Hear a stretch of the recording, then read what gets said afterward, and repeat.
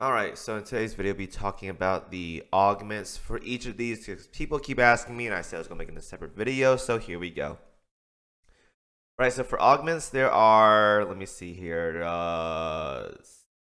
9 of these. I assume one for every ship. Yeah, one for every ship. 9 augments, going to be quite a topic, but I'll try to briefly go over all of them and talk about their importance and stuff like that. So the first one we have is Akino, or Akine, I'm sorry. Her augment is going to be 35 firepower, or 35 firepower and 12 reload. Free firepower, can't go wrong with that. Free stats is always very nice to have. Now for the confinement program, 15 seconds after battle start, summons Alex Kareb, so it's like a mech, to fight for 30 seconds. Again, mech mechanic. First we had Bismarck 2 with the dragon or whatever. Now we have this. Now we have more summons. Summons actually really cool. So I'm actually down for this. And the last skill is replaces energy pulse at +10 with energy pulse plus. When the ship fires her main guns, 100% chance to activate a special barrage based on skills level. I assume it is an empowered barrage because if we were to go over here, look at Akine Shinjo, it is basically almost the same text. Oh no, it's 100% proc rate. That's what changes right here. Oh, that's actually really good. Consistency is always nice. So that right there is actually a really, really good upgrade. Consistency is actually a really good upgrade. So mech, 100% proc rate, free stats, very, very good. And the next augment we have right is Chisei Asuka Gawa. So big gold burn Zentanga. Or Zentango, my bad. 40 aviation, 10 hit, very nice. Big gold burns Zentango. When the battle starts, increases ship's aviation by 8%, very good. If sorted with Rika and Yume, which you want to do regardless, strengthen Gridman summoned by the skill Primal Acceptor. Gridman summon. I'm gonna assume it's one of those mechs that they summon. Primal Acceptor. I'm not like a big advocate or never watched it, so I'm assuming it's one of those mechs that one of them have, and we'll just go with that. And then the second part is replaces takes to the sky at +10 to the plus version. Every battle when this battle launches her first and third airstrike, launches a level 10 bombing raid using the big gold burn. It spawns a shield around your vanguard that lasts 10 seconds. That's all of them, I assume. That's actually really good. Reduces your vanguard's damage taken by 8% and blocks up to 15 shots. Very good. That's great utility, actually. That's actually really good. So I think Chisei has these self buffs right here. Like that's one of the big things about her that made her like kind of weak, but she was good for utility. Is that she doesn't have a self buff. Now she gets an 8% with the augment big gold burn. 8%, actually really nice. So really, really good right there. That's actually a really good augment, I gotta say. Very nice. The next one we have here is gonna be for Haas, the Buster Bore upgrade. So we were to go to Haas right here. 32 torpedo and 20 anti-air. She is a light cruiser right here. Every battle when this ship fires her second wave of torpedoes, increases the ship's torpedo by 12% until the end of the battle. It's actually really good right there. I don't know if you want to go speed torpedoes for this case. I think you should because how fast mob gets cleared nowadays. So I think speed torpedoes is the way. So pretty good, 12%. Replace the upgraded version. Every 6 times this ship fires her main guns, fires a level 10 special missile barrage using the Buster Bore, and deploys a smoke screen that lasts 5 seconds based on skills level. When the ship enters, the smoke screen puts out any normal burn status ailment for the ships. So I noticed there has been a lot of cleanse skill lately. I'm actually really, really interested as to where they're going with this because I feel like with the recent things about cleansing, like burn removal, whatever, I feel like this could be a thing going into like a potential new end game content.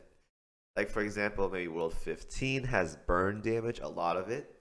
And this right here gives me that idea that they may be doing something with the burn status for copium endgame content. So I'm actually very curious why we have so much cleansing skills lately. I assume that's the reason, but hey, what would I know, right?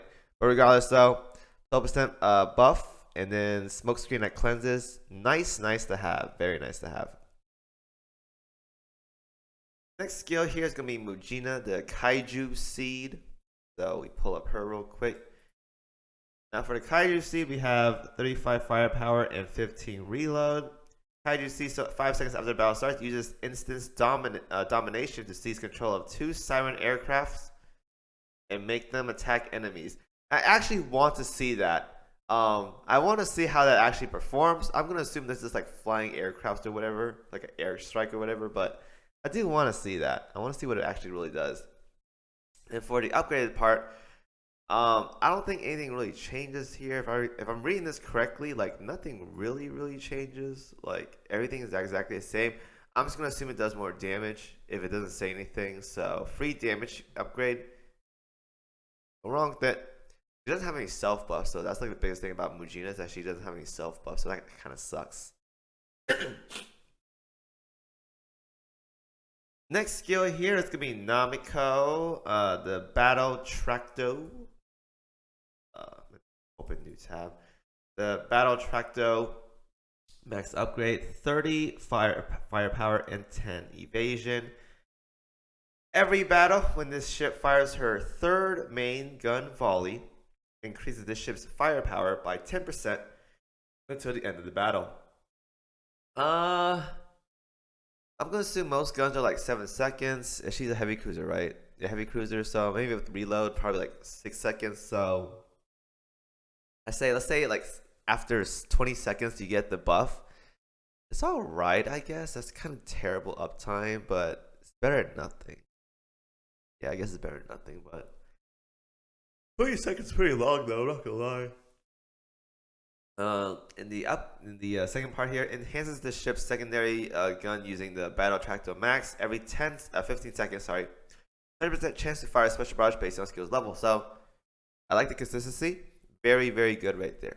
As for Namiko though, I never leveled this ship up, so I wouldn't know. They do need a lot of self buff. So the one thing missing about these Gridman ships is that they don't have much self buff, so they're lacking a lot of stats right there by default. Sucks. Princess Hime, Dragon Ornament. So if we were to go here, I don't know too much about Princess Hime. We talked about her yesterday, but this ship's kind of eh. 30 firepower, 22 evasion. Every 30 seconds summons Dyna Xenon to perform a special supporting attack. When the battle starts, and every 20 seconds, increase the ship in your frontmost vanguard firepower and accuracy by 10%. That's the same thing. Let me see here. So what's the difference here? The difference here is that Gridman, right? Power 10 seconds. Okay, so if it's a Gridman ships, they get extra stuff. Right? Yeah, that's what. Okay, so it's 12% if using Gridman, and everything else stays the same. So you get additional buffs with the Gridman ship. That's basically So support. I do think 30 seconds is way too long though for this. I think it should be something like 10 seconds or something, like really fast, because 30 seconds, like the battle's already over, right? She basically doesn't do anything. So this should be earlier. I don't think 30 seconds like counts. Unless it does at the beginning, that's really good. If it doesn't though, not big of a fan. Rika Takarada, Primal Acceptor. Here we go. So this is the thing that gets buffed by Cheese, I believe. 32 firepower, 20 reload. Primal Acceptor increases the ship's firepower and torpedo by 15%. Very good.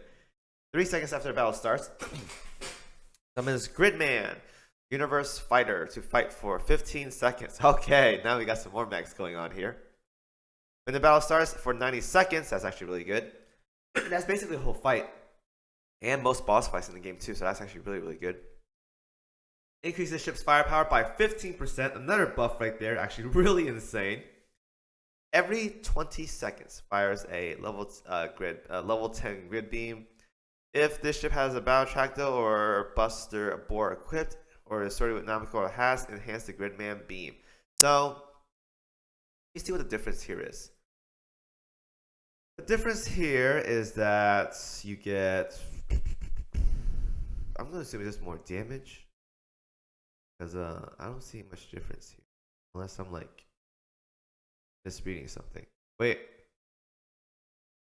no, everything's about the same. So I assume it's just more damage. So really can't go wrong with that. More damage is always nice, and then you summon the mech for more stats and damage as well too. Can't go wrong with more damage, honestly. I like it. The second, Live Baton, 35 firepower, 20 aviation. Every 25 seconds summons Kaiju Battleship Soundurus Fortress mode to perform a supporting attack. Kind of long, but I guess I'll work with it. And then her buffed version, she gets what? So you get the stat increases, but this time it makes it 100% proc rate. Very, very good. So consistency, more mechs. Again, can't go wrong with it. Can't go wrong with it.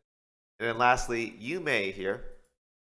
So Yume gets 35 firepower and 15 evasion.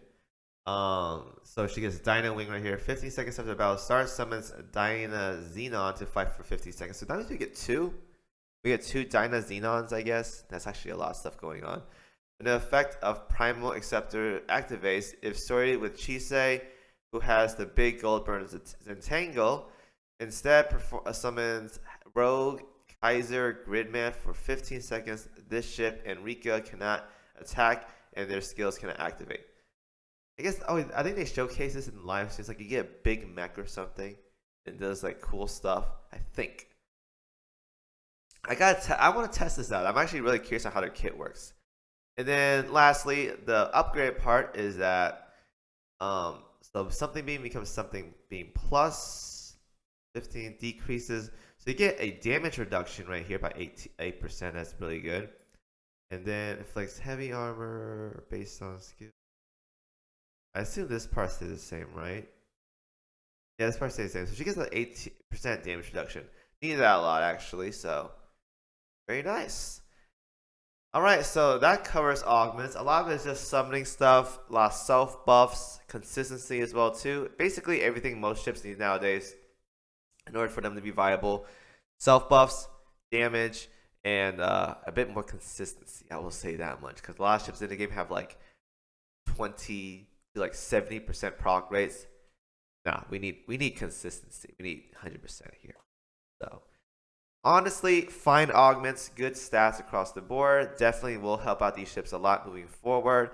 I do think the Atelier setup might be a bit more fun, but again, I will max these girls out eventually once I'm done with some PR6 grinds or whatever, and then I'll go ahead and see for myself whether I like these ships a lot or more compared to the Atelier Rises setup. So that's it from me. Thank you guys for watching as always, and again, I'll see you guys in the next video.